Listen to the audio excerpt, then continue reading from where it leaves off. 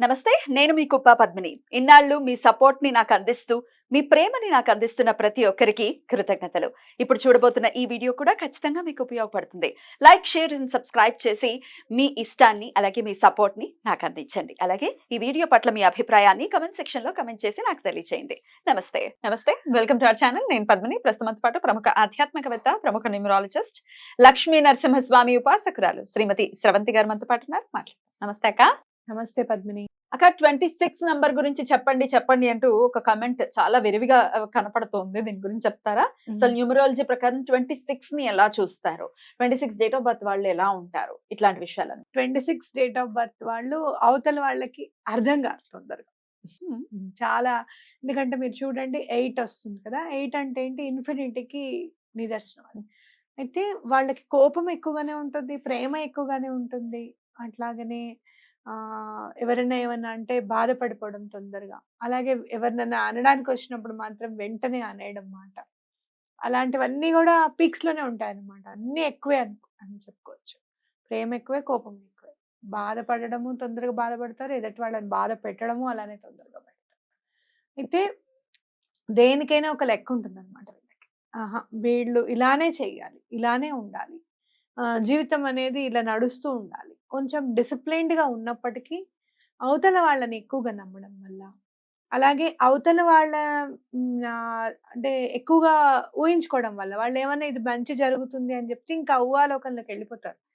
ఎందుకంటే 8 అంటే ఏంటి, 4 కి డబల్ చేస్తే 8 అవుతుంది కదా. 4 అంటే హాల్యూసినేషన్, ఇమాజినేషన్ ఎక్కువ. వీళ్ళకి కూడా అంతకు మించి ఇమాజినేషన్ ఉంటుంది అనమాట.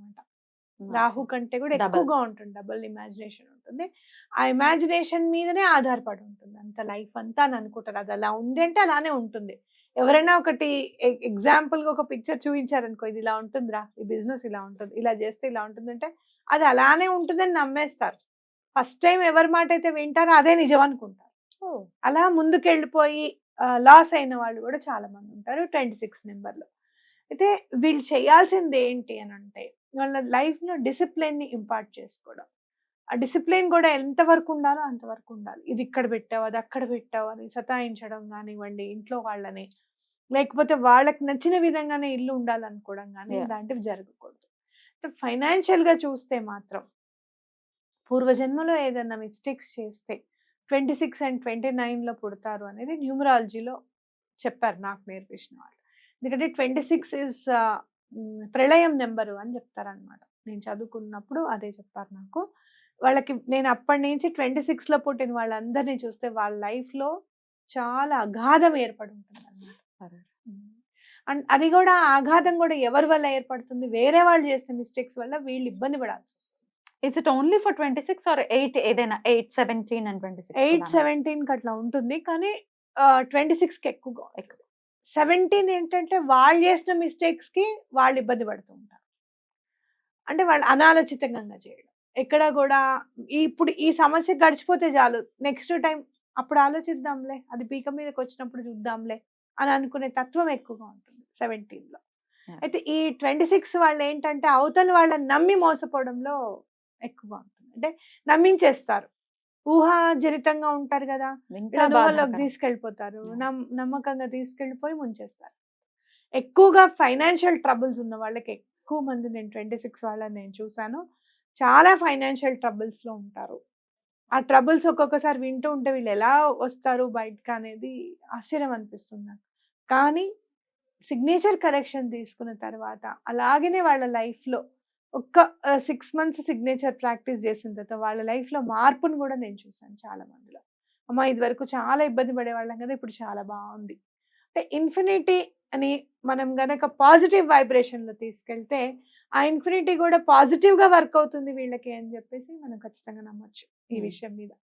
కాబట్టి 26 లో పుట్టిన వాళ్ళు కానీ 8 నెంబర్స్ లో ఎవరైనా కూడా వీళ్ళందరూ కూడా తప్పకుండా నేమ్ కరెక్షన్, సిగ్నేచర్ కరెక్షన్ తీసుకోమని చెప్పి నేను చెప్తాను.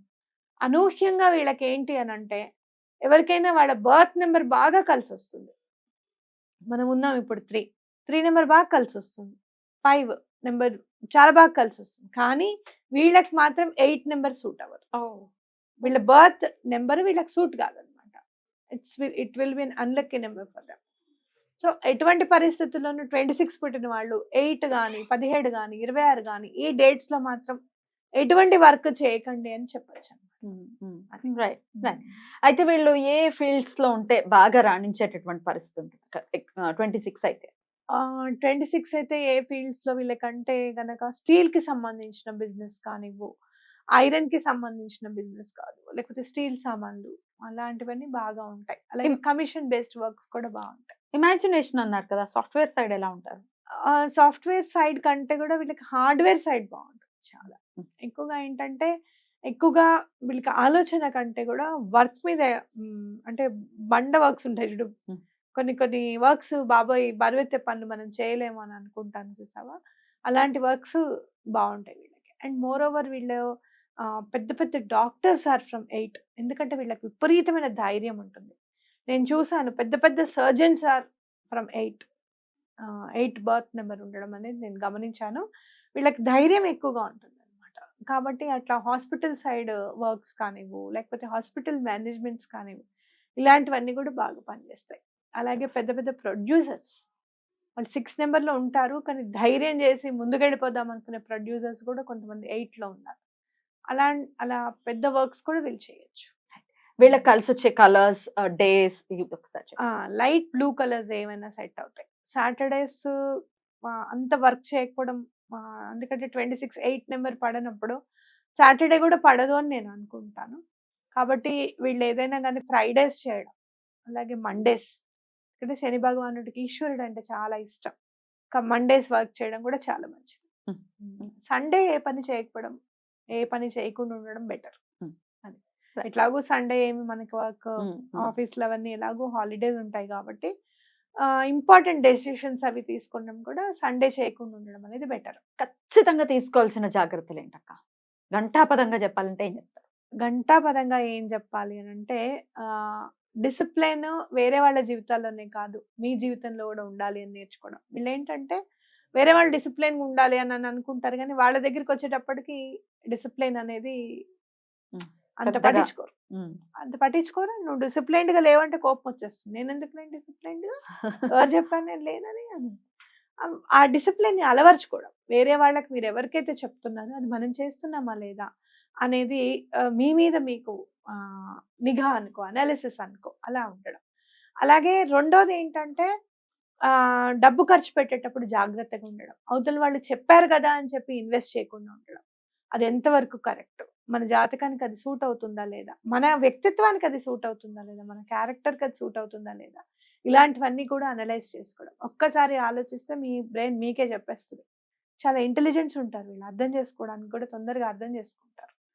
కాబట్టి ఒక్కసారి అలా జాగ్రత్తలు తీసుకుంటే చాలా మంచిది.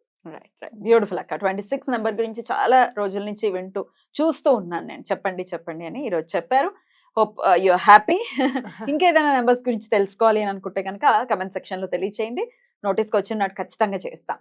అండ్ మోర్ ఓవర్ వీళ్ళు చేయాల్సింది ఏంటంటే ఈశ్వర ఆరాధన చేయడం. అలాగే శనివారం నాడు ప్రదోష సమయంలో స్వామినికి అభిషేకం చేయడం కానివ్వు, పూజ చేసుకోవడం కానివ్వు ఈశ్వరుడికి చాలా ఇంపార్టెంట్. అలాగే శనివారం పొద్దున్న వెంకటేశ్వర స్వామిని పూజ చేయడం కూడా చాలా ఇంపార్టెంట్. చాలా బ్యూటిఫుల్ గా ఎక్స్ప్లెయిన్ చేశారక్క. Thank you so very much. నమస్తే. నమస్తే.